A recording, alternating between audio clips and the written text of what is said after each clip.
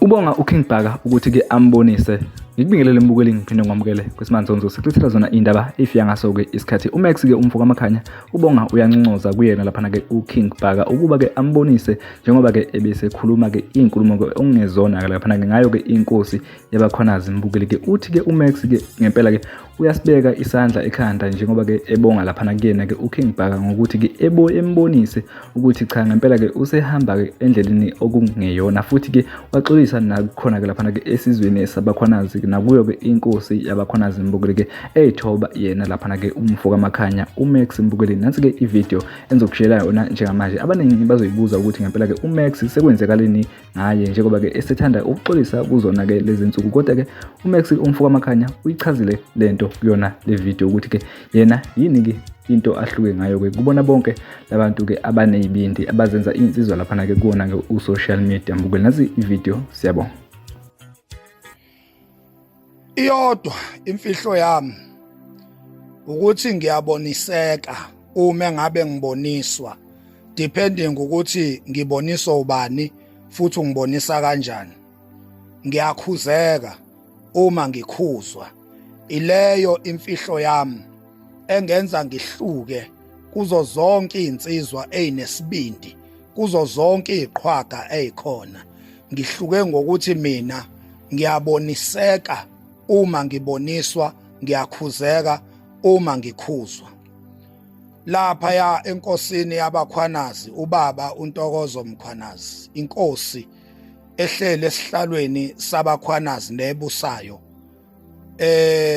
Ngiyayihoxisa inkulumo engiyenzile evidweni engaphambili. Ngibonisiwe futhi ngaboniseka. Ingakho kuleya video angenzanga izinkulumo ezinqunu noma ezinohlevane ngenxa yokuthi bengiqhakambisa kakhulu ukuhlonipha ndaba ezitha. Kungenzeka ke kube ukuthi ivideo yami ayifikanga kahle ezindaweni ezahlukahlukeneyo, ayifikanga kahle kuwe Nkosi yesizwe. Ingakho nje ngidecide ukuyidelete ngiphinde ngenze le yokusho ukuthi ngiyayihoxisa. Ungibonisile ke uKing Bhaka njengenjwayelo. Ayikho ke insizwa engingalahlekisani nayo, esingalahlekisani nayo njengoKing Bhaka. Ujwayele nje ukuthi makukhona izintwana ezivelayo kube umuntu obonisana nami noma engibonisana naye. So uye wangithinta ke uKing Bhaka wangibonisa nakulokho. Ngoba mina ngokwe nature nje yami vele uyadingeka umuntu onjengoKing Bhaka, umuntu ozohlezi nje engibhekile uma ngabe ngichezuka endleleni angibuyisa angibambe ngesandla angifake endleleni. Ngoba mina ngokwe nature yami nje ngizalwe ngayinsizwa enalesibindi lesi sokufa. Mina ngidela kufa, angikusabi ukufa. Ngiyafisa nje ukuthi ngelinye ilanga ke ngife nje njengawo wonke amaqhawe afayo. Vele ngiyazi ukuthi kuyokwenzeka lokho. Ingakho ngingekusabi ukufa. Uma ngingathiwa phakathi kokufa nendlala akube khona engiqonda ngqo ngesibindi, into engingayiqonda ngqo ukufa okudlula indlala ngoba ikona engingakusabiyo.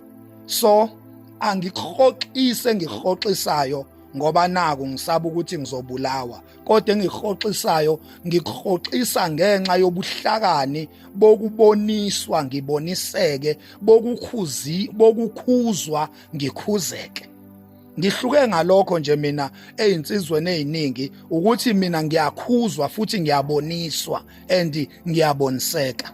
Ngibonisekile ke ngiyabonga nje uKing Bhaka ngiyambonga nje uKing Bhaka into ayenzayo ukuthi mase kwenzekile impela ngaphuma endleleni kwavuka inkani isibindi sakomakhanya sokungakusaba ukufa angibuyisa athi hayibo ayihambi leyo ndlela. ngiyabonga King Bhaka mfowethu ngiyabonga ayikaze angilahlisa uKing Bhaka bayadingeka abantu abanjengo King Bhaka empilweni yensizwe njengami bayadingeka nje abantu abaqinile njengo King Bhaka ngoba angeke siboniswe inombani kodwa siboniswa yinsizwa ezistrong eziqinile ezokwazi ukusiqonda ngqo uyabo so Nkosi yabakhwanazi ngiyaxolisa ngiyahoxisa ivideo namazwi engiwakhulumile ngiyazi ukuthi njengomuntu odumile mangikhulumile kuyanda kugcwale yonke indawo kugcwale ko Facebook ko YouTube ngisho eindaweni lami nangingakwazi ukufinyelela khona kodwa mangikhulumile izwi lami liyahamba lifinyelele lapho ngiyafisa ukuthi njoba nale video isenziwa yimi nayo ihambe iyokhansela yonke lenkulumo engiyikhulume kwi-previous video le engithi ngiyayihoxisa le video engiyenza manje ayihambi iyohoxisa wonke lawo mazwi angahlalanga kahle